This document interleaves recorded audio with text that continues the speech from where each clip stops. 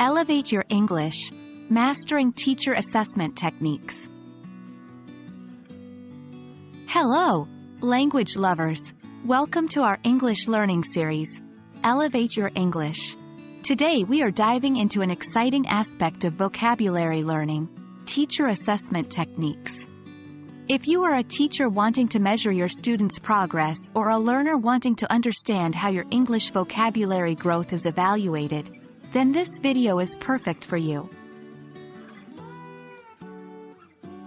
Teacher assessment techniques are vital tools in evaluating a student's vocabulary expansion. They help teachers to monitor progress, diagnose learning difficulties, and provide constructive feedback. Let's delve deeper into the different types of techniques that teachers employ to assess vocabulary growth. One way that teachers evaluate vocabulary knowledge is through direct assessment techniques. These techniques directly test a student's ability to understand and use vocabulary items. Examples of direct assessment include vocabulary tests, such as fill-in-the-blank exercises or multiple-choice questions. A teacher may also use cloze tests, where a word is removed from a sentence, and the student must fill it in. Translation exercises can also be useful, especially for students learning English as a second language. Alongside direct techniques, there are indirect assessment techniques. These methods look at a student's vocabulary knowledge indirectly, often by observing their language use.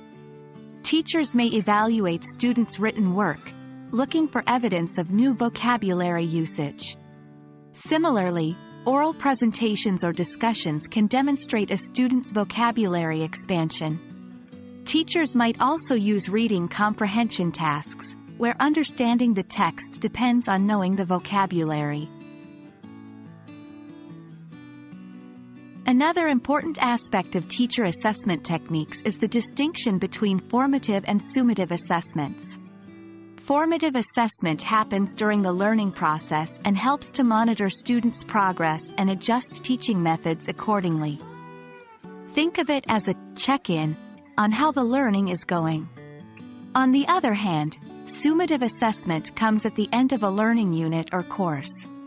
It measures the level of mastery a student has achieved, such as a final vocabulary test. No assessment is complete without constructive feedback. Feedback helps students understand where they stand and what they need to improve upon. Teachers may provide feedback directly to the student, through written comments on work, or indirectly through group discussions and peer reviews. Remember, the goal of feedback is to encourage and guide the student towards better learning. And that wraps up our journey through teacher assessment techniques for evaluating progress in vocabulary expansion. Remember, the goal of these techniques isn't just to test. They're tools to help both learners and teachers better understand the learning process. We hope this video has shed some light on how teachers assess your English vocabulary growth and that you've picked up a few tips and insights along the way. Stay curious, keep learning, and we'll see you in our next video on Elevate Your English.